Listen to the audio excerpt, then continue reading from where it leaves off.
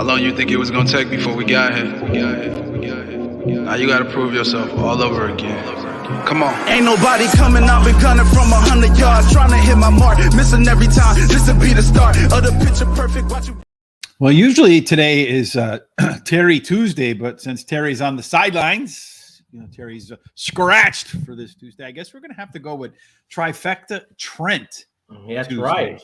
And that's what we'll do today, too. Kind of hard for me to do any alliterations with my name. There's not a whole lot of days that start with R. No. No, I think Friday, Thursday, Saturday, they all have an R. A lot of them have an R in there. Just they don't start with R. Speaking of starting, last night we started Horse Center for the week. Interesting conversation with a young man out of England that just came here, Mr. Tyler Hurd. If you had a chance to tune in for that, it was an interesting conversation because it was a firsthand accounting of some of the differences between racing in England, where the tracks are undulating, they have hills and they have uphills, downhills, they have straights. Right, Yeah, I mean, it just track configurations where ours are pretty much cookie cutter, right? Some version of an oval minus Kentucky Downs. And he told us, he's used to being able to kind of sit back, take it easy, and that's the kind of style over there. What was interesting to me, though, because the way their track's set up, one day it's here, one day it's there, like it's all over the place. And he says you don't know until 2 days before the meet where you're going to be riding. And then he racked up 40,000 miles on his car, driving from track to track to track. Yeah, that's crazy. That's insane. That's a no-go for me. Yeah, I guess Elise is out of the equation over there for that. I guess so, huh? For those lads, as he put it. And I know, and he did mention it on there that the price of gas is much higher than here, and I have people that have been over to Europe, and it's much higher. Mm-hmm. And I think they go by the pint or something and not by the gallon like we do. So it's a bit more expensive for sure. Tonight, you'll be joining Julie, hopefully, and Sean, hopefully, the two of them together tonight at 8 p.m. Eastern for Renee Diaz. Again, the best way to make sure you don't miss any of our Horse Center shows or any of our handicapping shows or any of the other stuff that we do. With the Kentucky Derby coming up, we're going to be doing a lot of Kentucky Derby prep work. Speaking of Kentucky Derby prep work, we've done something at Guaranteed Tip Sheet that we never did before. We've offered up a Triple Crown plus Breeders' Cup package. It is all the picks for the days on both the Oaks Day, the Derby Day, same for the Preakness and for the Belmont Stakes, but also the 2 days of racing over at Breeders' Cup later on. So the 4 biggest days of racing, you're going to be treated just like a pro member. That's $60 usually. So it's a $240 value for $120. You can get that only at Guaranteed Tip Sheet. I can guarantee you that the work that goes into those wagering guides is second to none because I do all of it. You can get the link to that down in the description below. So please make sure you head on over there. Use the link below so that you can tell them where you're coming from. Good morning, Melvin. How are you today? You guys had a nice pick 3 yesterday at Parx. Thank you for that, Buy Stocks. I felt like that 3-horse, that one that probably keyed that pick 3, that, what was it, Outside the Navy or something from Saratoga Dropper from 120. I was really shocked that guy went off at 4-1. Yeah, that was pretty unusual to see. I would not have. If you had asked me even 5 minutes before that race, that's going to be even money or less. Yeah, but he was always like 3-1, 4-1, just kind of bouncing around there. Maybe the time off. I don't know. I mean, we even mentioned specifically Michael Maker doesn't bring that many horses over there. All right, so let's get cracking today on the card, the Tuesday card, the terrific Trifecta Trent Tuesday card over at Parx. The first race is 6 furlongs, claiming $7,500 for maidens or fillies, mares that are not maidens, fillies or mares, 4 years old and up, which have never won 2 races. The 6 furlong profile of a winner at the track, which yesterday, by the way, looked like he wanted to be second or third, maybe even fourth.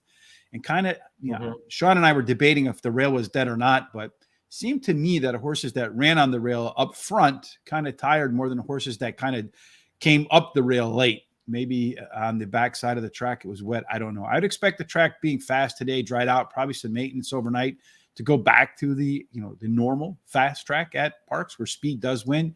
Tactical speed does win at 6 furlongs. 34% of the time it goes wire to wire. It's really not an advantage for post position. Charles, we do simulations, 1,000 simulations using speed figures to get a sense of what fair odds might really look like. We do 1,000 simulations for early speed to see who will be where at the quarter-mile marker. And then based upon who will be where at the quarter-mile marker, which horses are likely to get a trip that is comfortable for them. Charles, as far as early speed is concerned, Rose Legacy will be the one they got to chase down, it looks like. Yeah, that 3 has a 47% chance of having that lead at the quarter pole. But you really look at this whole percentage that lead at the quarter pole, there's a lot of other horses that are going to push that issue. The 1 at 18%, the 2 at almost 15%, even the outside horse, the 7. So there's going to be a lot of pressure up there on the front end. So I see it, it's going to be a tactical race, probably even a jockey's race in this one. Simulation odds, we have the 1 at just slightly over even money, and the morning line is 2.5 to 1. That's a good little overlay. And then we have that 7, which is almost 4 to 1, and the morning line says 12 to 1. So that's an excellent overlay. Yeah, Chris, when I saw that 7 come up, we won, like you said, closed, and then I was kind of shocked that they DQ'd it, but I guess the reason for the DQ is because the 3 horse, I feel like if the 3 horse had stayed in second place, they probably would have left it be, because the 3 was not going to beat the 7. But I think it was the 3 that it beat, when it lost the place to the horse that came late, I think that was the reason why they DQ'd that one. So I really don't think I still don't think it really affected the outcome of that race. The 3 was kind of dying anyway. Melvin Torres, thank you. Parx pick today, pick 5, starting in race number 1 with the 5, the 7, the 3, the 7, the 1, 2 in race number 3, 1, 2, 3 in race number 4, and then in race 5, the 1, the 4, the 9, and the 10. And if, like Christopher or Melvin, you have some thoughts that you'd like to share, whether it's at Parx or any track that's running today. Hey, FanDuel's opening up in Southern Illinois, one of 2 tracks in Southern Illinois. We'll be at the other track on Thursday. So if you're in Stickney, Illinois, please stop by Hawthorne Thursday. Come by, visit us in the sports book, and maybe we'll get picks with the professor on, get some major league plays for you as well. As far as the race shape in race number 1 is concerned, you don't have like true speedsters up front that want the lead. You do have a couple co-pilots in the 3 and the 5. So let's see who does have the early speed, at least according to some more recent numbers. That Rose Legacy and the 6 Divine Twist. Smarty Pants, much like what the simulation said, a lot of horses with similar numbers could be contentious up front, which could make it a speed of the speed or the horse with the most late legs. You got pretty tight in here as well, Charles. About 4 or 5 horses within a few points of each other. Put together the complete race, and it looks like the 6 horse has a little bit of an advantage over everybody else. I know that the 6 horse is the one I think we both started with today. Yeah, that's my first choice. And I think this horse, the way this race sets up, I think it's perfect for him. He's the type of horse that could basically sit in the catbird seat, sit right around 3rd or 4th. He's got that tactical type of speed. He ran second. This is his second start after a layoff, cuts back in distance today. So there's a couple of pluses here for this horse. My second choice here is that 1. The 1 ran second last time, has that tactical speed, but I think more on the closing side. Cuts back in distance today, so it makes him a little dangerous. And then, of course, the speed horse, I think, who will be on the front, but will be getting a lot of pressure, is the 3, is my third choice. This horse drops in class today and totally fits with this group. So look out for that horse to pick up some of the pieces. And the 2 is my price horse here. This one will be closing. This is 3rd start after a layoff. Great angle and my favorite angle. And this horse should be right in the mix. So that 1 horse right now looks like it's the current favorite at 6 to 5. It's my second choice behind the 6 horse. Charles just flat out plagiarizing today in first race. Divine Twist, that last race was a touch better than it looks in the past performances, making the second start off a layoff. And the only other time the horse had a second start was in its second career start and it boomed in that race. So looking for a repeat 1-2 performance there. Pop the Champagne wrote that one horse, the current favorite at 6-5, did run the best speed figure last out and did so by putting a little bit better effort in at the end of the race. Rose Legacy dropping in class here today into this spot, finished second in 5 of the last 6 times it ran in similar conditions as it is attempting to run today.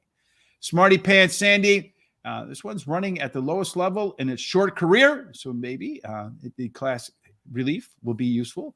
I'm going to do a trifecta with the 1-6, with the 1-3 and 6, with the 1-2-3-5-6. As you know, we have a $100 budget, Charles and I, for the entirety of the card, and then we make our selections in terms of suggested wagers according to that budget. Now, Terry's not here, so if we go over by 50 cents or $1, there's nobody to break our knuckles with a ruler. That's right. Yes, what he doesn't know doesn't hurt him. Yeah, I'm happy about that. I'm sure he knows. I know Terry. He's meticulous about details. So when we start making billions of dollars for being industry shills, as we've been accused of, then we'll know Terry will be able to do the accounting. Race 2 is 6.5 furlongs, claiming 12,500 non-winners of 3 lifetime. The purse is 23 grand. Speaks for itself. 3 years old and up that have not won 3 races in their life. 6.5 furlongs does have a pretty strong speed bent, Charles. 41% of the horses actually win from gate to wire, so you better be close to the lead. You do get a small bump if you wear a 1, 2, or 3, or 8 and out. Tiny penalty if you wear 4 through 7. With speed being such a major factor in race number 2, Charles, it sure looks like Jokemeister and causes trouble, could cause trouble up front. Yeah, Jokemeister, over 60% chance of having that lead at the quarter pole. Yeah, with the 8, probably pressure him a little bit there at 39%. But I personally believe that the Jokemeister is going to take that lead. The simulation odds, it looks like the 3 horse, slightly over even money. Morning line is 6-1, so that's a nice little overlay. And then we have that 7, just slightly over even money, and we got 4.5-1 odds on the morning line, so that's a nice little overlay there too. Yeah, big overlay in there. And Chris kind of foreshadowing a little bit his thoughts for race number 4. Says he's got a winner for us today here with that 6 horse, Acker. So make sure you mark that down in your notes today for race number 4 at Parx. You know, it always kills me, Charles. It seems like every time we do a show and someone comes in and and people put their picks in the comments section, they always do very well.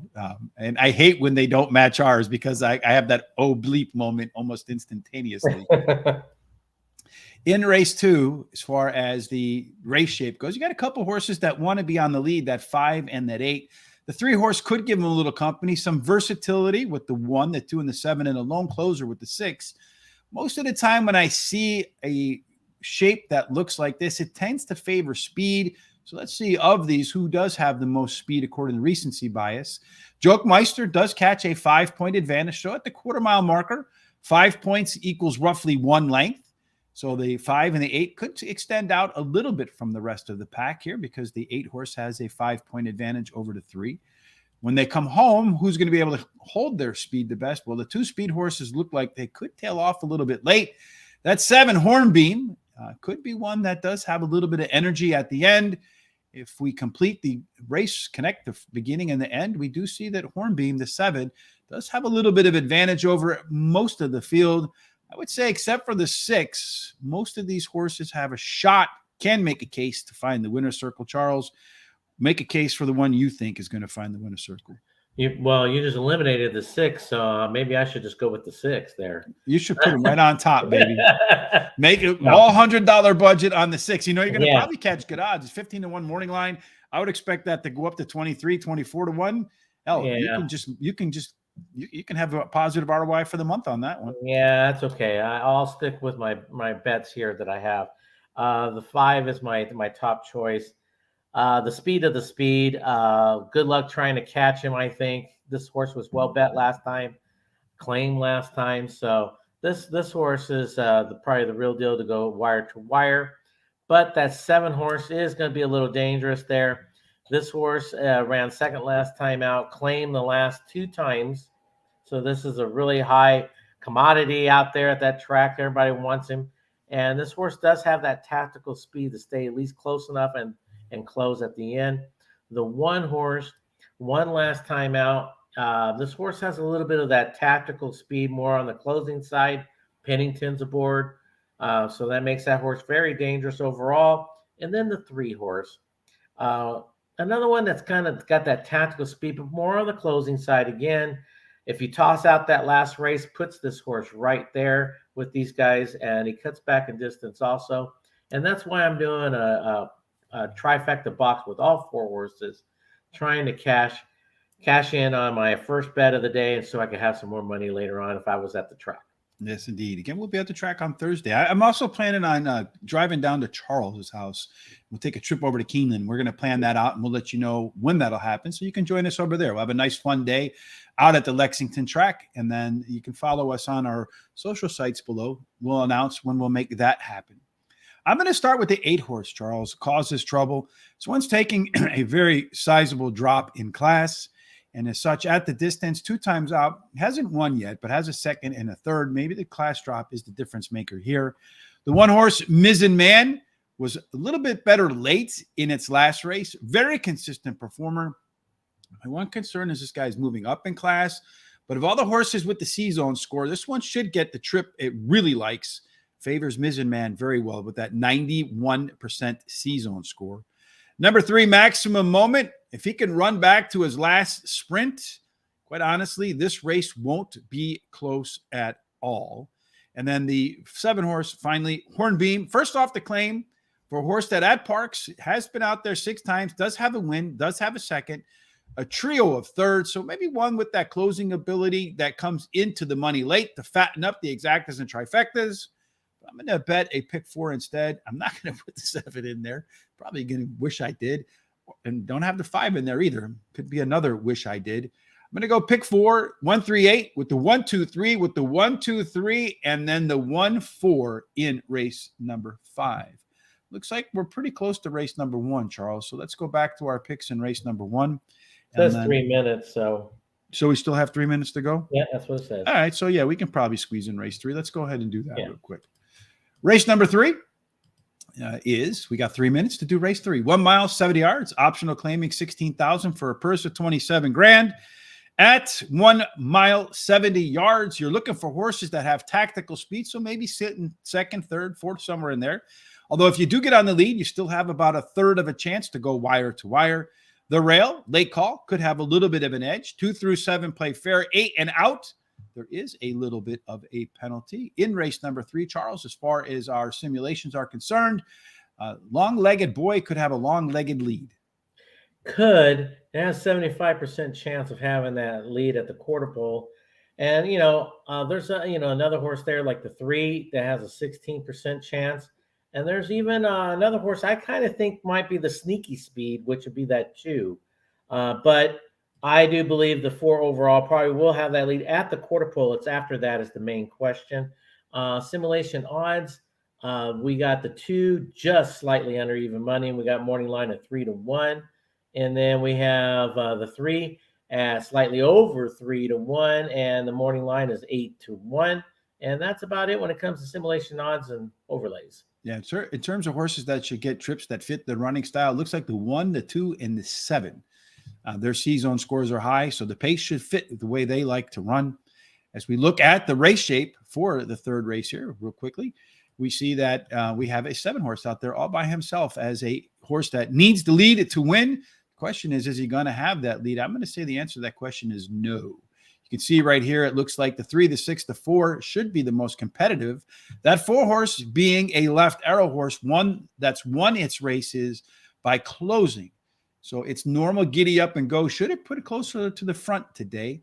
As far as late speed is concerned, we see that 2 horse, Charles, one you think might have sneaky speed, is the class there. It and the 1 have a pretty substantial advantage over everybody else. So if those 2 are close coming out of the turn, could be difficult for the other 5 to hold them off. And we see in the combination of early speed and late speed, the 1, 2, 3, the 3 inside horses have a pretty good advantage over the rest of the field. I suspect you'll find the winner coming from the 1, the 2, or the 3 based upon this. Charles, Which do you think is going to get the job done? I think the 2 will. I think that Sneaky Speed will either have the lead after the quarter pole, or will take it over right before they hit the All right, stretch. Charles, it looks like they're in the gates a little bit early, so we'll get to why Okay. we like our horses. Because, yeah, I know it says 3 minutes, but it looks like they're almost all in. So in race number 1, our picks, we both like that 6 horse. Right now, that 6 horse in the first race looks like it is 7-2, down a little bit from the morning line of 9-2. That 1 horse remains the favorite at 7-5.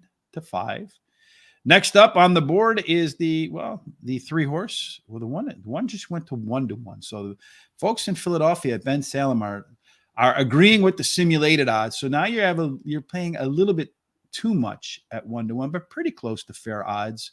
As far as the overlays are concerned, that 7 horse, at 12-1 with the simulation odds of 4-1, that horse is 40-1. That horse might be a nice bet for like a show bet maybe, or a place bet, Charles. Even maybe a win bet. With an overlay, yeah. Or tossing them in exotics. Yeah, on the back half of your exactas and trifectas. I mean, if it comes in second, even if you have that 1-1, it's going to pay nice. Yeah. As far as the best trips are concerned, it looks like the 4 and the 6 are the ones that should really favor the running style of the first and the opener at Parx. They're all in. The question is when they're going to open the gates. Well, we're expecting the 3 to take the lead overall. Yeah, although when you look at it, each one of these horses in here has a chance. Yeah. I mean, the 4 horse probably has the lowest chance, but in 1,000 simulations, 5 times Misbehaving Lady took the lead. And we're having problems with the 7. Yeah, you don't want to go in there. Maybe that's why he's 40-1. And they're off. And then the 3 really didn't break all that sharp, to be honest with you, Charles. He kind of stayed in the gate there. So that opened it up for the 2 horse, which was also with the 4th ranked one. The 6 and the 7 are right there. Jockey's sitting down on that 7 already. So he's probably asking him at 50-1 to giddy up and go a little bit.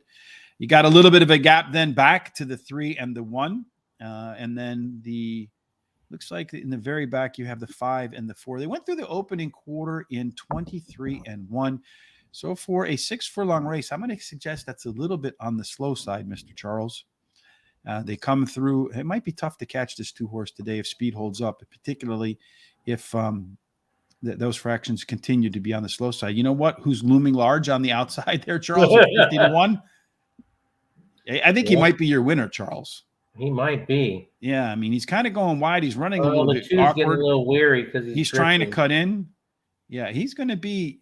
I think he's going to be in the money. It might go 2-7. I'm not sure. The 5 is making a move. The 3 is going out. That 7 horse, Charles, is getting squeezed by the 2. The 2 is getting tired. If that 7 finishes second, he's going to be DQ'd into your winner spot, Charles, at 50-1, folks. Yeah, there might be a DQ there. Wow.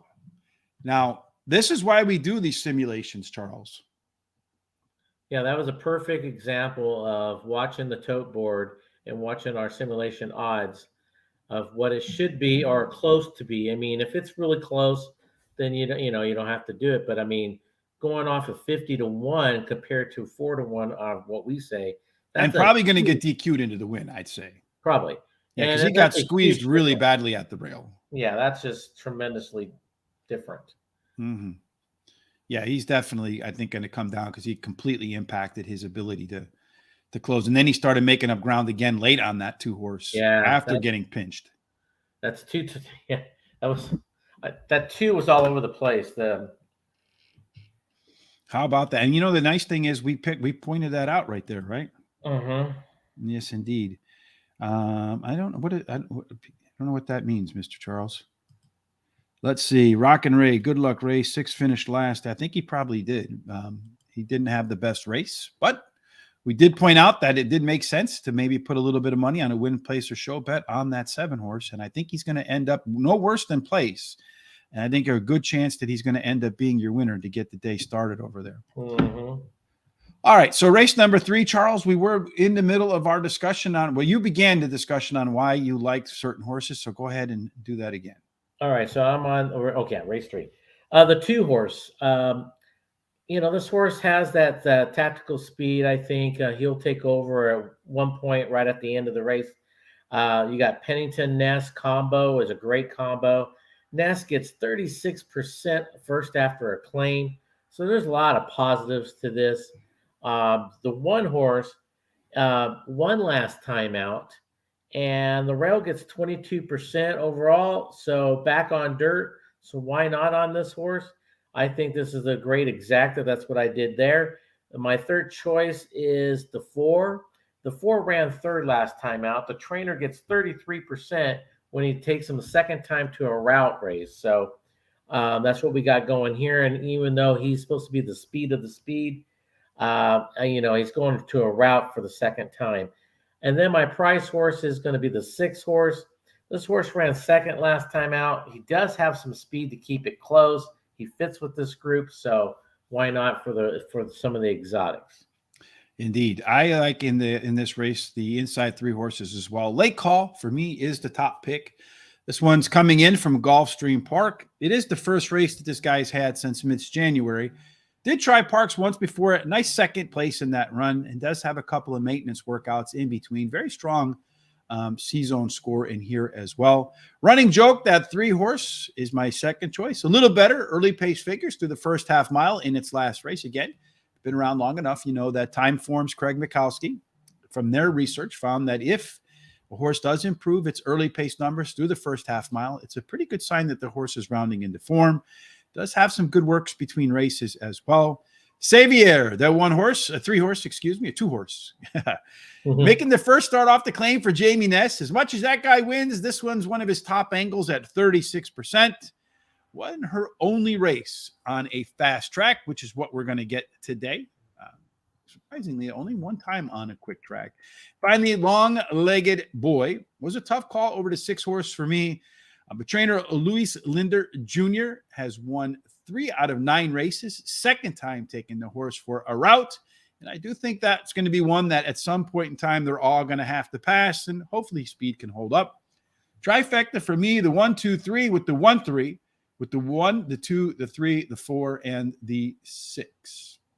You didn't go ice cold up there, Charles, huh? No, I'm going box because, I think, especially with those odds, I think it's going to be interesting at the end of that race.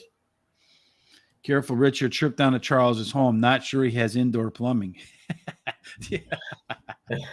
Well, thanks, Jim. We do run out to the outhouse every once in a while. I'll bring my shovel. No worries, Charles. Yeah.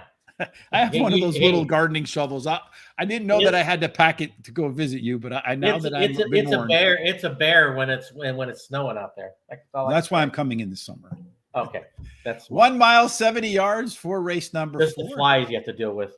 Yeah, that's all right. I'm used to that.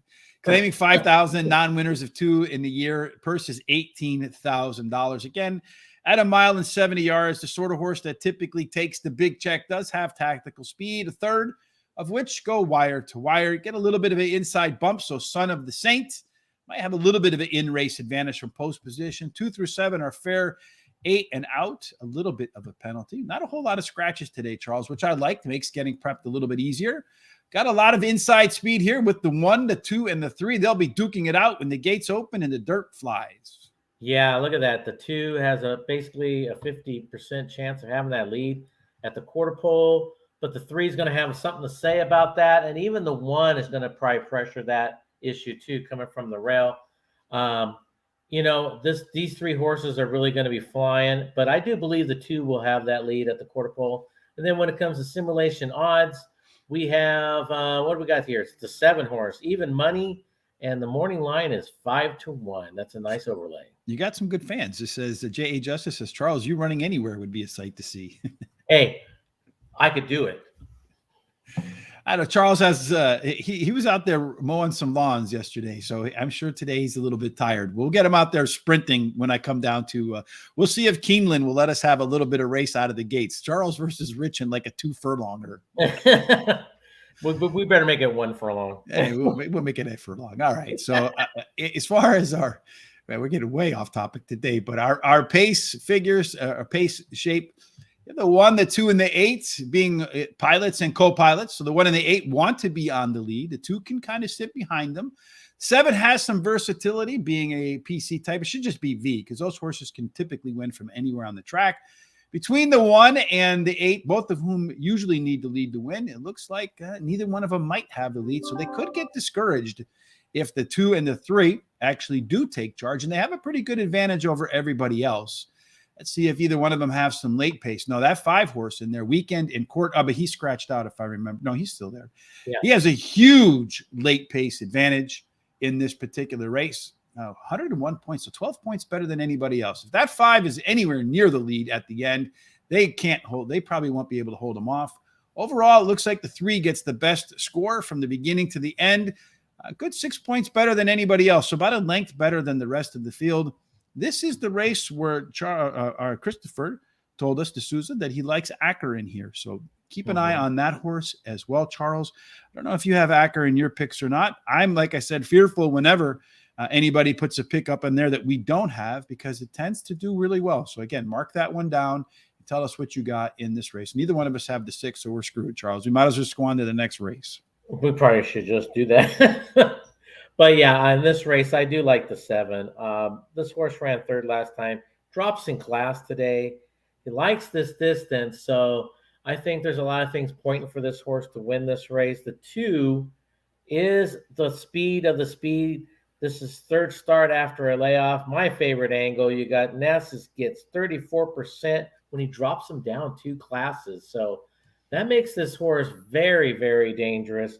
That's why I put those 2 in the exacta box. And then the 3 is my 3rd choice. This horse drops in class today. Got some of that tactical speed to sit right there next to him or even be up on front. And another thing about this horse, it was hot at the claim box in the past year 5 times. And, that makes it very dangerous. And the trainer gets 29% second after a claim. And then my 8 horse is my price horse. He does have some speed to keep close. Drops in class, hot jockey trainer in the last 14 days combo. So that puts them all pretty good. But I'm going to go with a $5 exacta box to 2-7.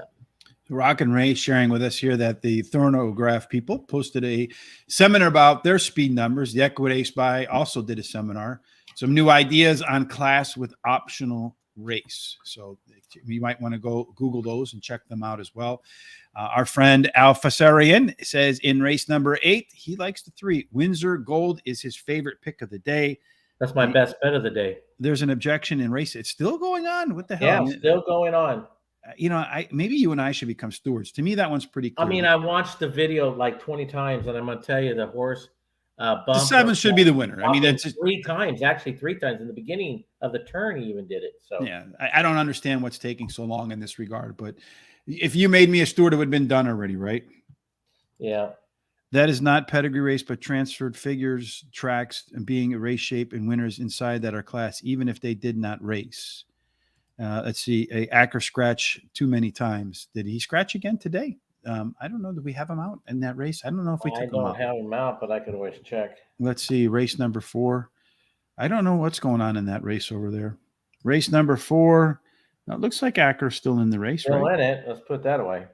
All right. So we've gone through did we go through our picks in race 4? I haven't gone through mine, right? You haven't gone through yours, but that's okay. We don't need yours. We don't. My train, the 2 horse, you got to respect Ness in Silvera, especially a horse that has a good shot to be on the lead. Very strong chance to get a very comfortable race. And it's the lowest race level that this horse has run in its last 10 starts. The rail horse, Son of a Saint, got that rail advantage in there. Did tie for the best last race speed figure last out, missing by just this much, Charles. I think if we did the 1 furlong sprint, it wouldn't even be that close. I think moving to the rail is the difference here, perhaps, today. Drina's Bullet, that 3 horse, trainer Miguel Rodriguez, does win 29% of the time when his horse second off the claim. That's an alpha angle for the trainer because normally he wins at 19%. That 10% bonus is a big number. Relishment, a tie for the top last race speed figure as well, is moving down in class, a combination that I like to see in the comments. And a nice simulation overlay on that 7 horse, as you mentioned early on. Charles going to have a strong trip as well from the comfort zone, but Parx might not be its favorite track. 17 times out, only 1 win, no seconds in 3/3. So maybe it doesn't like that track much. It's possible. I'm going to do a try 1, 2. I think those are your 2 best horses with the 1, 2, 3, with the 1, 2, 3, 4, and 7. They might never run the second race, Charles. Over They there. probably won't because this is ridiculous. In the 5th race, hell, we're definitely get the 5th race done before the objection is over, right? Oh yeah. All right, let's see. There's a few more comments in here. 2 cut off the 3 first, maybe place 3rd. That's why it's taking so long. Okay, I can understand that, George. That makes good sense. Kind of like in basketball and football and stuff. They also need to look at the clock, right?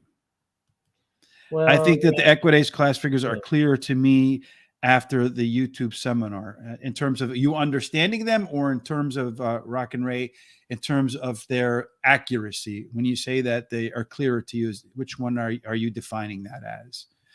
Because I think there's an important distinction there. As far as the 5th race is concerned, Charles, while they figure out what's going to happen in the 1st race, we can try to talk about a 6 furlong maiden claiming race for $16,000, a purse of 23 grand. Tactical speed does best at 6 furlongs, Charles. About a third of the horses, I think that 34-35% go wire to wire. It is fair in terms of post position. You don't get any advantages. In the 5th race, as far as early speed is concerned, most of it is on the outside. So maybe the 9 and the 10 could struggle because they do have a little bit of speed to their inside cleanering. Mm-hmm. Well, it looks like the outside has all the speed. The 9 with a 38% chance of having that lead at the quarter pole. But look at that 10. That 10's got a 33%. So I think those 2 really will be winging it. But you have that 7 also. I might want to have a say in that by pushing them along all the way at 20%.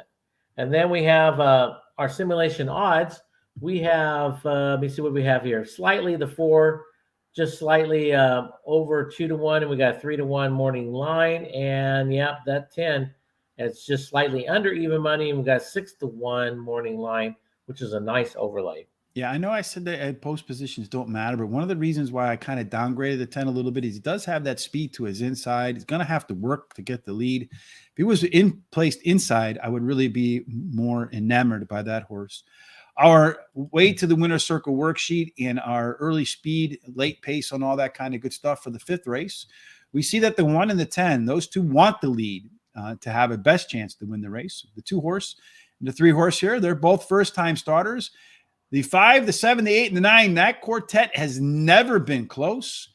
And the 4 and the 6 are closers. So this race kind of sets up, kind of sets up like anybody can win. As far as early speed is concerned, it does look like the 9, the 7, the 10, the 4, the 5, the 1, the 6, man, they're all pretty bunched up in there. I think that makes it even more difficult for the outside speed. As far as late pace is concerned, the 4 horse and the 1 horse do have the most late legs, a nice advantage over the rest of the field. So if either one of those 2 is close, the 1 should be, according to early speed numbers, could be difficult to contend with. Putting together the beginning, the middle, and the end, you have the 4, the 1, the 9, the 10, and the 5, all, and even the 5 horse in there, yes, all within a pretty close range of one another. Pretty competitive race from those experienced horses. Just the question is, what do the 2 first-timers bring, Charles? I think this is a race anything can happen. What do you think will happen? And I think anything can happen in this race. And they just did put the 7 up front at 50-1, Charles. What a way to start the day. And the simulator had it as the 2nd pick, and neither one of us had it because we're both dumb. Hey, let's don't go that far. But what that is, though, is a case of how when you make your bets beforehand versus where you're live at the track, it might play differently. Because at the track, I would have definitely put some money on that horse, even a small amount across the board because of that big difference between the simulated odds and its post-time stuff. Well, we were saying it why they were getting in the gate. And even though the 7 was messing around in the gate, it's that's what you do is when you look at this is what this tool's for, to help you make some decisions, especially late. But anyway, back to this race. This race is totally 100% wide open. That's why I want to try box here, trying to pick up some nice prices. Hopefully, the 8 is going to be my top choice. Drops in class. Trainer gets 43% when he rests them 46 plus days. He only has 2 workouts. Now, this tells me a couple of things. That he's doing a lot of 2-minute licks out there with this horse, keeping him fully conditioned, most likely, or very strong gallops, which is basically the same thing.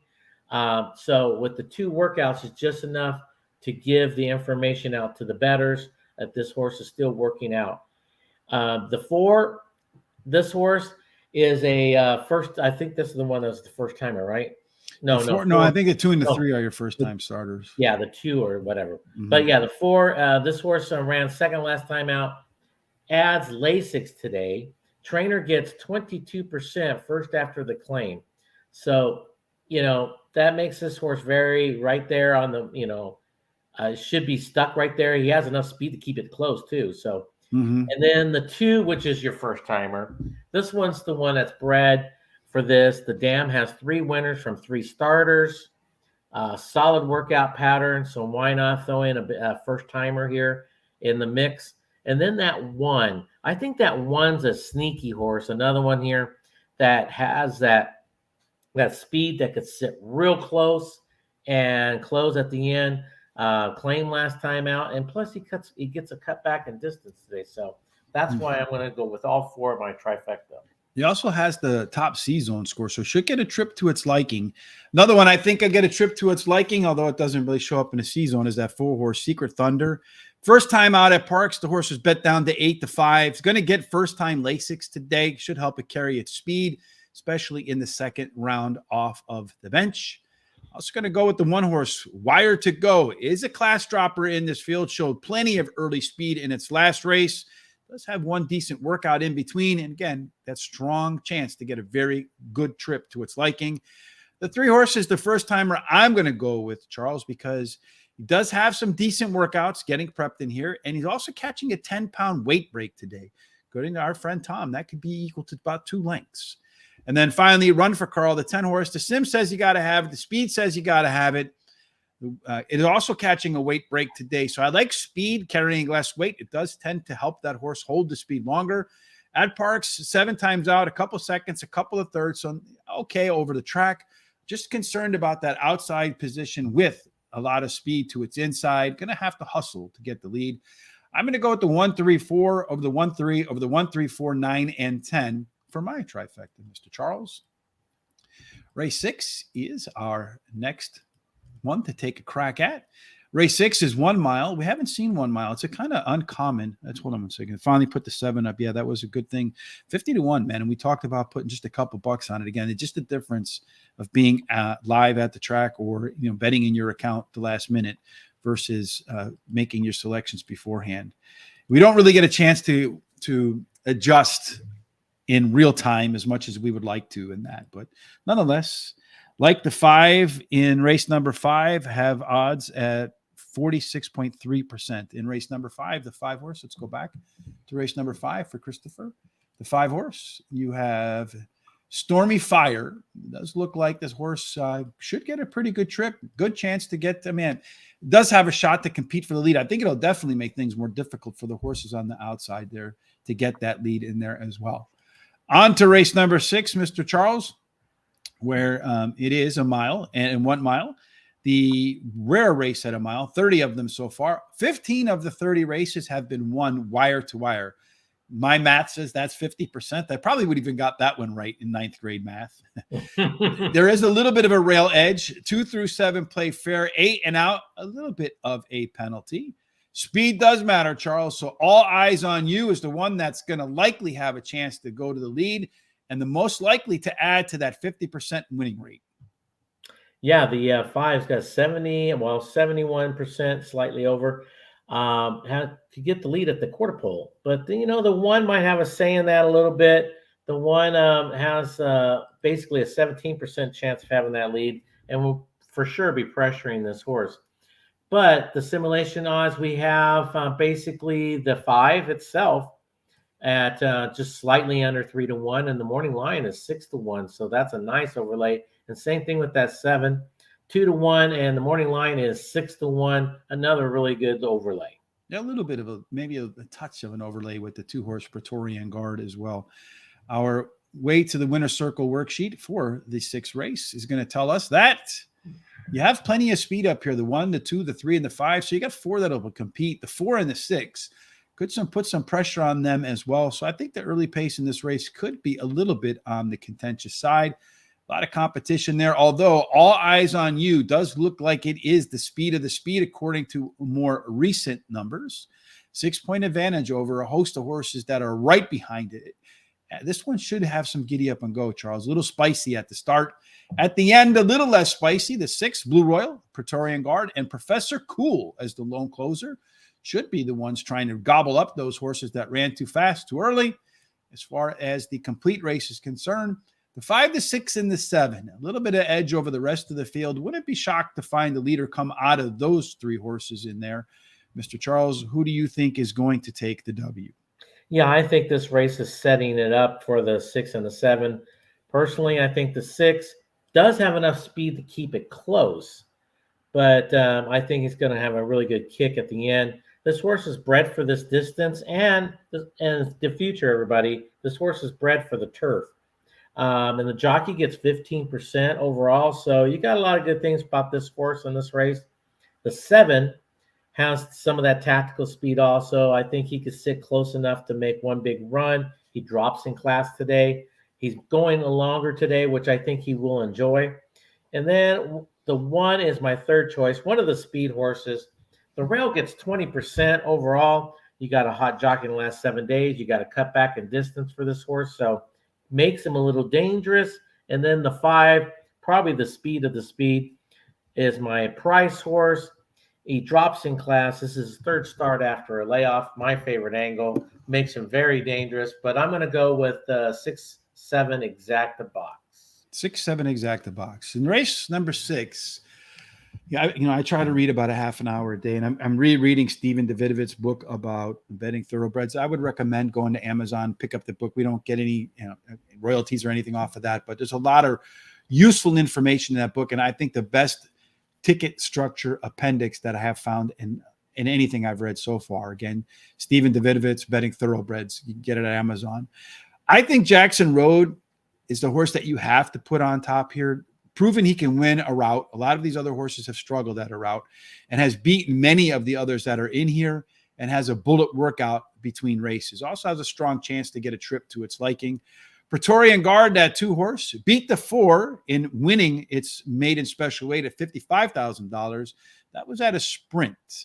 That was its 2nd start, 2nd race. And its 2nd route run today needs a little bit better break to have a chance to beat the 4 horse again. It kind of broke slowly in its 1st route. Blue Royal, your top pick, my 3rd choice, the 6 horse. Been acting up before races of late. 2 out of the last 3 and 3 out of the last 4. The horse been a little bit of antsy. Tends to lose to horses that win the next time out. So it's not losing against like chump horses. So very competitive horse, just catching, better horses in 1 or 2 race, 1 or 2 better horses in every race. And then the 5 horse, All Eyes on You, likely to be that pace setter, Charles. 50% of them have gone wire to wire. And it was a real hard call for me over that 7, Professor Cool, that closer in there. But I'm going to take the speed. I'm going to go with the 4 and the 2. I think they've run against the best class in here. Tough call over that 6, but 2-4 over the 2-4-6, over the 2-4-5-6, and 7 for my trifecta. And, with that long delay, we have plenty of time to do race number 7. I'm surprised they don't kind of just shorten that window a little bit from post times, but they didn't really do that. Race 7 is 1 mile and 70 yards. Again, we talked about tactical speed. Let's see, race 6, Christopher says, pick 4. He likes the 4. Well, he's going to choose $1 one, 5-8-8-5. So some symmetrical pick 5 there. Thank you, Christopher. If you have a pick 5, pick 4, any picks that you like today at any track, please let us know. What do race 6, 7, 8, 9, 10? So I think the pick 4 starts in race 7. Yes, it does. Yes. Did you mean race 7, Christopher? Is that pick 5 in race number 6? Yes. Go ahead, Charles. Go ahead. Yeah, you're right. It's pick 5 and starting in race 6. Yes. Mm-hmm. So here, pick 7, you see the 50-cent pick 4, which I have one at 1 mile and 70 yards. Again, tactical speed does best. You do have 33% roughly go wire to wire, a little bit of a rail bias. 2 through 7 play fair, 8 and out.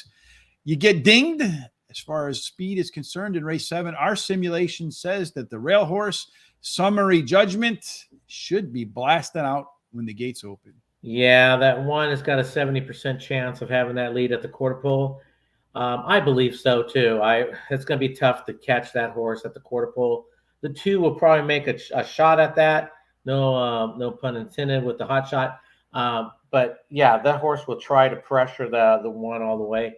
And then the simulation odds, we have the 3 itself, 3-1, and it's 5-1 a morning line. And then we got the 5 at just slightly under 2-1, and the morning line is 4.5-1, and the 8 a little bit there, slightly under 4-1, and its morning line's 4-1.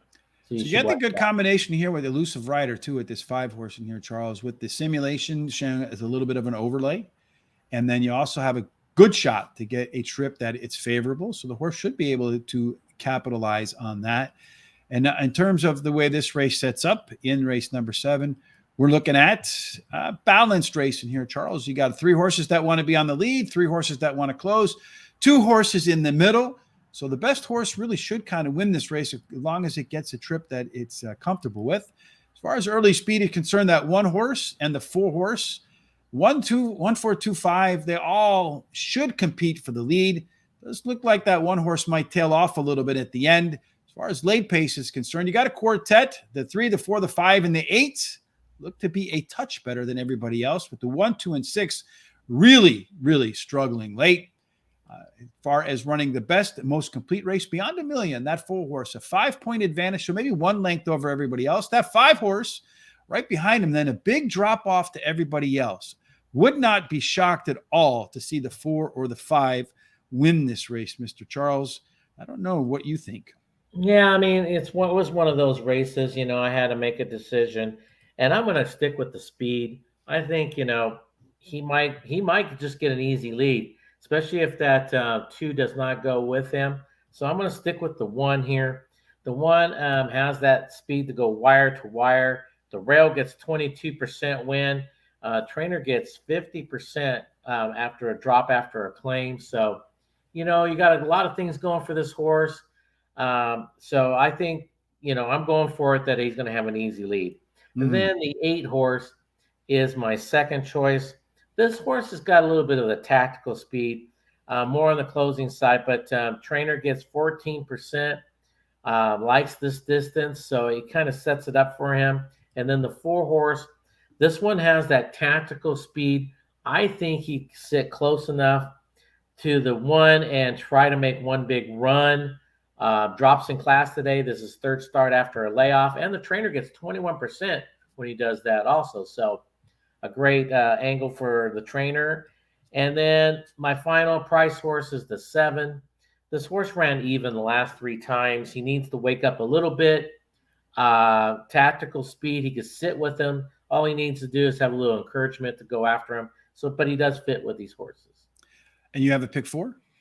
And I'm starting my pick 4. I'm going to start with my top 3, the 1, 4, 8, and then my best bet of the day in the next race, the 3, and then I'm going my top 4 picks in the 3rd leg, and then my top 3 picks in the final 4th leg.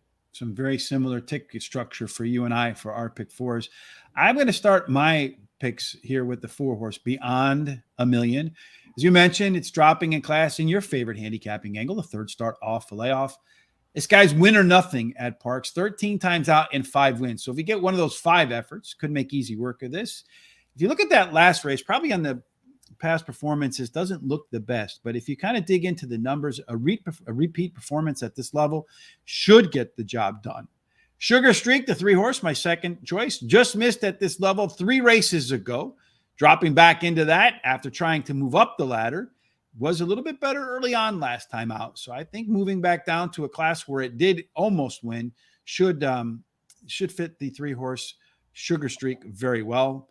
Elusive Rider did run that top last race speed figure. The reason I downgraded it a little bit is this one's moving up the class ladder, and maybe have to let some of the other horses that might be a touch better at this level clear out before getting the W. Then finally, number 1, Summary Judgment.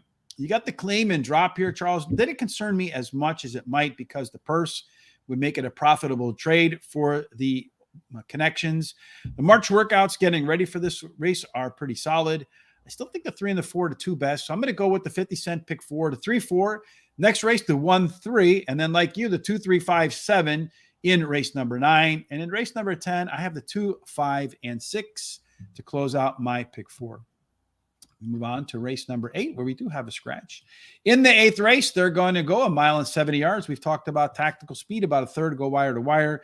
Probably the rail would be best. You probably don't want horses that wear the 8 or out. They don't perform as well as others do. Let's see what we got here. Second pick 5 for Melvin Torres. Thank you, Melvin. We appreciate that. And he likes the 1, 5, and 6 in race number 10, 9, 8, 7, 6 in race number 6. Then the 4 and 5 in race number 7, the 1, 3, 6 in race number 8, singling to 7 in race 9 with the 5, 6, 7. The pick 4 in that last race, 1, 5, 6, 4, 5 with the 1, 3, 6, singling that 7. Pretty confident on that 7 in the back half. Race 6, the pick 5 for Christopher is 5, 8, 8, 5, and 6. I like that. Straight up, just integrity ticket from Chris. One horse across the board, Charles. Ticket of integrity. Well, the 8 in that third leg of his is scratched. Okay, so make sure we make an adjustment for that. And that's in that would be in race number 8 right now, right? Yeah, the 8 is scratched. So yeah, let's take a look at that. The 8 is just gut feeling is not in the 8th race. So we talked about 1 mile and 70 yards and all that stuff, Charles. So as far as early speed is concerned, looks like Windsor Gold, that 3 horse, does have the most speed, but he's going to be challenged, I think, by the 1 and the 5. Yeah, the 3's got a 40% chance of having the lead. And then the 5's got a 21% and the 1's got 28%. I think the 3's main worry for having that lead really was that 8. The 8 would have been pressuring it a lot too. So simulation odds, we have the 3 itself at just slightly under even money. You got 3.5 to 1. I think we're going to be lucky to see even money now that the 8 is scratched. So I'll take even money personally. Mm-hmm. And then that's it when it comes to simulation odds. Yes, and it should get the lead maybe a little bit. I don't know. It's interesting that it got such a low C-zone score. That does kind of really shock me on there. As far as the race's shape is concerned, do have some speed again here with the 1, the 3, and the 5. The 2 and the 6 in the middle. The 4 and the 7 is a couple of closers. I would tend to think that in this kind of situation, the speed probably should be where you want to be. If speed is the answer, that's 6 horse and the 3 horse Windsor Gold. Those two stand above everybody else when they're coming home. The late speed belongs to the 4, my imagination, but it's pretty competitive. Everybody but the 2 and the 5 does have enough late speed to close the deal if they're competitive at the end. Complete race picture, it does look like the 3 and the 6, Windsor Gold and Pine Valley, those two stand above the rest, Charles, by a decent margin. Would not be shocked to see the 3 or the 6 win this race. We both believe that honor will go to Windsor Gold, which was earlier in the day one of the best bets. I think I'll look that up while you go through your picks, Charles. Yeah, in this race, the 3 was my best bet before the scratches. But it was not like I was so happy about it because of the 8. The 8 was my main worry, was my second pick overall originally. So now with the 8 out, I love the 3 today in this race. Loves it. So the 3 here, it has that speed. Honestly, if he doesn't take the lead, he could sit second or third. Ran second last 2 times. You got a hot trainer last 14 days. And the jockey gets 15% overall. My second choice here is the 1. This one does have some speed to keep up or have the lead. 1 last time out, the rail gets 22% in this situation. This is a second start after a layoff, so that makes this horse a little dangerous. And then the 7 is my third choice. This horse has that tactical, but more on the closing side of speed. Ness gets 36% first after the reclaim. You got that Pennington-Ness combination, which makes him a little dangerous. And then the 2 is my price horse here. This horse has got some more tactical speed, more on the closing side. Second start after a layoff. Hot jockey in the last 7 days. So that makes him a little dangerous also. We have over here Christopher editing that right there. Second race, you like the 5, Melvin? Okay, that race will be coming up shortly. We'll get off to that in a second. Christopher did straighten up that pick 5 with the 5-8-7-5-6 for $2. He's going all the way. We have the Shakeup joining us. Let's see if I can do my best Shakeup impression. What's up, Shakeup? How you doing, man? Good to see you. Thanks for joining us today. Maybe we can collaborate on some stuff. I love what you do as well. Hit me up if you'd like to talk about that on my Twitter. You can DM me HRTRich at HRTRich on Twitter, or you can email me directly, gtsrichb@gmail.com. Love to collaborate and see if maybe we can find some ways to work together to improve both of our shows in terms of growing it and that kind of stuff. And they're running in the second race, by the way. They're running the second race. Okay, so let's go back to race number 2, Charles. In the second race right now, it looks like that 5-horse, Joke Meister, the one that we thought would be up on the lead, is actually on the lead, Charles. Let's go back to race number 2.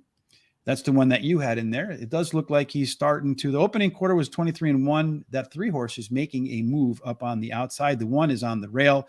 47-3 through the opening half. The 5-horse kind of drifting up the track a little bit, so we might get our second DQ on the day as the 1-horse darts to the inside, and the 3-horse now moves to your lead. So you got the 1, the 3, you got the 5-horse there, Charles. You need to kind of have him hold in this position for you to go ahead. Well, I think you're going to get, it's going to go 1. 7's right there too. Yeah. So I think you're going to get your trifecta box. I got all 4 horses there. Yes, so, you do. So are you going to get the best combination of odds? I hope the 3 was 8. He went 3-7, it looks like. So yeah, it looks like I'm going to get one of the best. Wow, that 7 was 15-1. So you're going to get a nice payout right there, Charles. Hornbeam, 15-1. So you have a 8-1. There's another one. Look at the 7. Look at the morning. Look at our simulation odds. Yeah, and he went up to. No, I have the wrong race here, Charles. I think. Oh, you do? I don't know why it's showing me. Oh, yeah, the right one. It says 2. Oh no, right here. Hornbeam went off at 3-1. For some reason, it's stuck on the 1. So the 3-horse ended off as the favorite at 2-1. 6-1 morning line got dropped. The 7-horse was 3-1, and then the 1-horse went off at 7-2. So you got basically the 4 horses came in. Kind of the race sort of worked out the way we thought. For me, the 8-horse didn't show up at all, but that's all right. I'm still alive on my pick 4, the 1, the 3, and the 8. Charles cashes his ticket. So I like to see that for sure. So Rockin' Ray's got some Spanish in him too. Con este Paco Bucco. I'm not quite sure what that means, but he's telling the guy, get $1. All right. So did you go through your picks in race number 8, Charles? You yes. did, right? Yeah. We're waiting for yours. All right. So my thoughts on race number 8 look like this. I like Windsor Gold. If you look at ran the top last race speed figure, 2 races in a row, almost 3 races in a row. Just from a general sense, if you run the top last race speed figure, they tend to win at about the same rates as the favorites do, usually at a little bit better payouts than the favorites do. If you run it 2 times, the odds of that horse winning go up even more. So I would definitely pay attention to 3. I agree with you, Charles. This horse did run much faster fractions. It has the double top last race speed figure. That's the most likely winner. Simulation says you got to have it.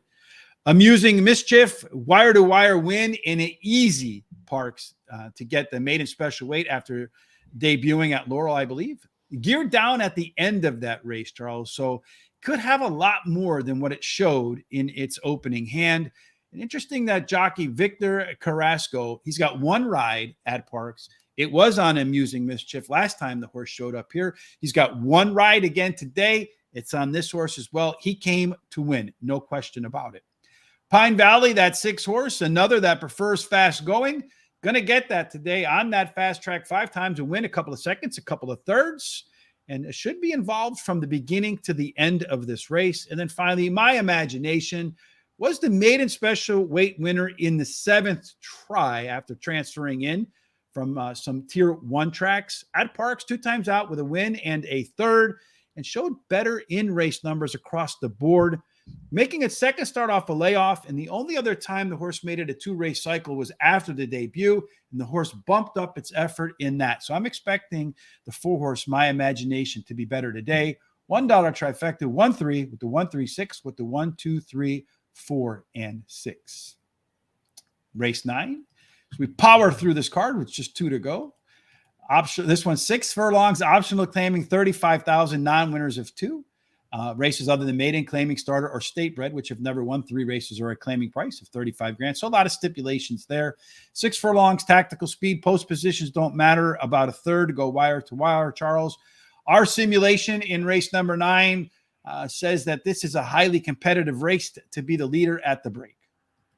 Yeah, the 9, I mean the 7 is got 28% chance of having the lead there at the quarter pole. But you know that look at that 2. The 2's got 26, almost 27% itself to have that lead at the quarter pole. So you know those 2 horses are probably really going to be winging it, and that's how I see it. Those 2. Then when it comes to simulation odds, we have the 3 less than what would be that 1 to 2 It's to 5. about 1 to 2 or 3 to 5, somewhere in that range. Yeah. The morning lines 5 to 1. That's not a bad overlay. So let's hopefully you could get that, and that's what we got is on simulation odds. So it looks like the manager is touting harness racing. So if you do harness racing, Google the manager and see what he can bring to the table in terms of harness racing and report back to us. Or maybe if you want manager, we do not cover harness racing at horseracingtoday.net, and certainly would be interested in it. My second, reach out to me if you're interested in getting that information available to our folks. HRT Rich on Twitter, DM me, or Gmail at gtsrichb@gmail.com, manager. I'm giving you the invitation to see if indeed you can make it happen. In that race number 9, we're trying to do all sorts of different things today, Charles, from taking a shovel to go to the bathroom to teaming up with folks for harness racing to the shakeup. Heads are falling off, whatever. All sorts of DQs for 50 to 1s. Yeah. A lot of early speed here with the 1, the 3, the 5, and the 6. The 2 horse and the 7 horse could get really nice trips if that wall of speed breaks down. It does look like this is going to be a hot race from the beginning. All these horses are within a few points, 4 points of one another. Any one of them can potentially get the lead. That's probably going to favor horses with some late speed. Looks like, again, 4 horses, the 2, the 3, the 5, and the 6 still have the most late speed. Put the early part and the late part together, connect A to B. The 2 and the 3 look like they are the ones that'll stand up at the end of this race, running the most complete efforts. Charles, I wouldn't be, again, surprised at all to see the 2 or the 3 emerge as your winner. You got the 2, I got the 3. We both split them with the 7. Yeah, the 7. This is an interesting race. I'm going with the 2. Has the speed to steal the race, but also has the speed to sit right there, second or third. Ness gets 26% overall. The jockey gets 19%. You got a hot jockey trainer combo there for the last 14 days. So that makes this very, very dangerous for that horse. But the 7, this horse has got interesting speed. I think this horse could do the same thing. Sit second, go first, or maybe even sit third. It ran second last time out, second start after a layoff. Pennington's aboard, very dangerous. That's why I'm going with those 2 as my ice cold, the 2 on top of the 7 for $4. And then the 5 is my third choice here. This horse ran second last time out. It's got some of that tactical speed, more on the closing side of it, though. The trainer gets 16% when he rests them up 46 plus days. And then, of course, that 3, this one has some speed, some sneaky speed. I think this one could even go to the front. Ran even the last 2 times. Fits with this group, but I still go with my top 2. Charles, you got to bring a cape tomorrow when we do Keeneland. You know why? Because you're J.A. Justice's hero. Oh, well, then I'm everybody's hero, be honest with you. Yes, indeed. I like the 3 horse. Your long shot is my top shot, Shero, taking a pretty big, sizable drop in class here while catching a weight break. I think this one's going to make a giant move through the turn and then try to carry that momentum to the finish wire. Flashing Diamond did show some faster early fractions in the first start off the bench, and the resume says there's a good chance that this horse will be better in the second trip off the break. Starship Lobian, the 2 horse, that's Jamie Ness. Ruben Silvera, a little better early in the previous start as well. Got a short workout, 3 furlong workout, just a little maintenance thing in between races. So maybe trying to sharpen up its ability to get out of the gate. Been at the distance 8 times, 3 wins, 3 seconds, and also in the money 8 out of 9 races at Parx. Again, Ness, Silvera at Parx, strong Parx record. You cannot overlook the 2 horse at all. Midtown Rose, the 5 horse, by far has the top number at the distance. A very consistent performer in this field, but doesn't seem to have a lot of variance to its game lately. I'm going to single up for a $1 double that 3 horse that overlay, and then put the 2, 5, and 6 and the back half of that for race number 10, which is where we're going to do next, the last race of the day. Race 10 is 6 furlongs. Again, tactical speed is the way to go. About a third of the horses go wire to wire, Mr. Charles. And then you don't get any advantage for post position whatsoever at all. In the 10th spot, as far as early speed, our simulation, boy, quick tempo does look like indeed it has a quick tempo. Yeah, 83% chance of having that lead at the quarter pole. And I also have him down in my paperwork that he probably will have that lead at that quarter pole. So he's going to be very tough to catch. There's only a couple other horses. Maybe the 2 might want to try to challenge. The 6 maybe want to try to at least push him a little bit. But now the simulation odds. The 1 has we were at 5-1, and the morning line is 8-1. That's not bad. The same thing with the 2, same thing exactly, 5-1 and 8-1. Then you got that 5, just slightly over even money, and you got 4-1 on that. And I think that is it when it comes to our odds. You got a little overlay, very strong chance the horse that could be on the lead right there. And then you have a high, one of the highest C zones. So get a very comfortable trip on the lead. Maybe not going to be all that fast. $1 daily double for Christopher to end as well. He's going to go with the 5 horse. He's going to single the 5 in the 9th race against my 3 single. He's got the 6-1 and the 2 to close out the 10th race right here for sure. As far as our final look at pace and shape, that sort of stuff, a little bit more recency bias. We see here in race number 10, you got a lot of horses. 5 of the horses want to be towards the front. That 2 horse could get a very versatile trip here, the pressure closer type. In fact, that 2 horse might be one of those horses that's close to the front. You got 100 score. That 5 horse is going to be pretty fast. So you got the 5, the 6, the 7, and the 2. That quartet should be the ones that are setting the tone early. If they have any late legs in there, that 3 horse, Nick, the Kardashian, has the most late speed, but again, not a whole lot of difference separating the top to the bottom. And then as far as the complete race picture goes, quick tempo, that 5 horse should get up on the lead, does have the best combination of early speed and late speed. But again, minus the 9 horse, Super Flyover, it's a pretty competitive field across the board. So pretty competitive race here, I feel like, Charles, in terms of who has a chance to win. I think the odds reflect, the morning line odds reflect that there's not a clear-cut favorite in here, and we see some agreement in our picks. Yeah, and if you go back, I remember on my pick 4, my top 3 picks are in that pick 4. I used them because I actually think it's a 3-horse race here, and I had a hard time choosing which way I was going to lean, but I ended up with the 6 on top. This horse ran 3rd last time out. Does have some of that tactical speed to sit really close. You have a hot jockey last 7 days, claim last time. So I like that horse on top there. The 7 is my second choice. This horse ran 3rd last time. You got a hot jockey trainer combo in the last 14 days. Ness gets 28% second after the claim. And then you have that 5 horse, the speed of the speed. Trainer gets 22% overall. The jockey gets 15%. Totally fits this race. And then my price horse will be that 1. He ran even last time out. Tactical speed, well bet last time. So they do like him. So makes him a little dangerous also. I'm going to start with the quick tempo. The typical early pace numbers for this guy through the first half mile will put him on the lead. Definitely in contention to go wire to wire. When he gets the lead early, if he does get the lead, he tends to grow his confidence and go wire to wire. I think 4 of its wins were on the lead, and he got the lead right from the jump. So if the 5 gets the lead, he's going to be a bleep to pass at the end. Number 2, Dathos stumbled out of the gate in its last race. So you kind of want to maybe put that one a little bit of aside. Still managed to run competitive early, and then did improve its late pace numbers in there. And it's the lone PC horse against a lot of horses that want to go fast. Whenever you see that sort of race shape like that, I can kind of zoom back into there real quick. You do want to have that horse in there. He's got all that up there. When you have that lone PC type, that lone versatile type, even if it doesn't look like that good on paper, you kind of want to give it some extra consideration because it should get a race that fits its running style.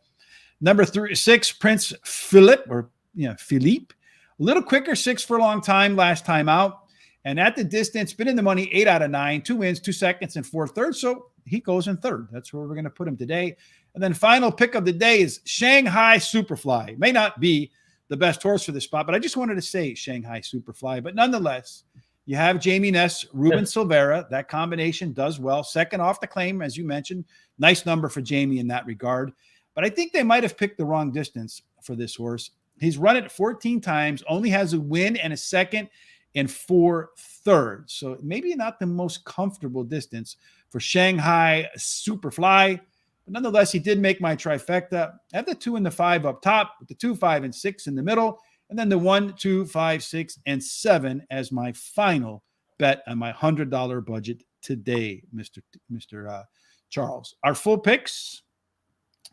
Let's see what we have here. Face turquoise covering eyes for number 8 in the number 8 in race 10. Good luck. So he likes the Spenor at 15 to 1. He has a decent shot to get a good trip. Good luck to you today, Christopher. Good luck to everybody today, no matter where it is you're betting. If you're going to bet opening day at FanDuel at Guaranteed Tip Sheet, you will find that it is the track of the day. FanDuel, just click on here. You'll see the track is fast here in Illinois. First race. The 3-horse, Read the Transcript, is our top choice. Again, while you're over there with the link in the description down below, we have put together for the first time ever the ultimate package, which includes all the Triple Crown races and the Breeders' Cup. All the big races yet to come in 2023. It's 50% off, so you're going to make sure you want to catch that. Best way to get it is hit the link in the description down below. Also, check out our good friend, Professor Sides. Linking that down below as well for baseball, if you like to bet on baseball. Interestingly, though, Charles, I notice a lot of folks that do horse racing, you would think there'd be a big crossover, but it doesn't seem like there is. No, I don't. Yeah. You never know. I mean, it's one of those things, I guess. Come on, I mean, you kind of see it play out at the track with casinos, because a lot of the casino people do the casino and the sports book, but don't necessarily make their way out to the track. Right. Here are our full picks for the day coming up, race 3 in just a little bit. Tomorrow, as I mentioned, Charles and I will be back about 20 minutes or so before first post at Keeneland. On Thursday, Terry and I will be at Hawthorne live for every race in the sports book. So make sure if you're in the Chicagoland area and you have some time, come over, say hello. See if we can get some contests or some gifts and giveaways from Hawthorne. I don't know yet, but we'll try. Friday, Tom and I will return for 4 and Friday. Not quite sure what we're going to do yet. And then Saturday, we'll be back to the normal routine. Terry, myself, and Charles. Maybe not Terry. He might be traveling. But we'll get together and do the largest carryover on Saturday. See if we can catch that. Again, tonight, you want to check in. Rene Diaz, Sean, and Julie for Horse Center at 8 p.m. Eastern. Want to say thank you to Philip Perkins for the thumbs up on Facebook. Unfortunately, YouTube doesn't tell us who does that. So if you can give us a thumbs up on either Facebook or on YouTube, we'd appreciate that. Helps them with the algorithms. All right, Charles, any final thoughts before we get up and out of here today? No, that's not much. I'm just going to go out and start cleaning out the outhouse, and that's about it today. Make some prep for me. You're going to clean up the doghouse. Put down some new straw for me to stay out there. Well, that too, and I'm going to try to find a Sears catalog for you. Yeah. You know what's funny about Sears? If you think about them, they're the first people to do the catalog business, and then they let Amazon take the online catalog business from them. Whoever that CEO was should never, ever, ever. It should be like in the Hall of Fame for CEOs for sure. All right, that wraps it up for today. Oh, by the way, Charles, is a strong likelihood Charles and I will also do Keeneland Thursday morning before we head off to Hawthorne. Please support that Hawthorne show. The better it does in terms of views, the more likely you're going to see us out at other tracks and give us a chance to say hello to everybody, which is something we'd really love to do. All right, Charles, any final thoughts before we roll, my man? That's it. All right. No, what takes us wire to wire? No matter what you're doing today, we certainly hope that you enjoy God's grace and favor, and that all of your picks, especially mine, not Charles, and Melvin's and Christopher's and anybody else who put some picks up on there, that they end up in one place and they can only be Charles. Just like all my other winners already, the winner circle. Indeed. Thanks for joining us. Look forward to seeing you tomorrow. Have a fantastic, tremendous Trent Tuesday. See ya.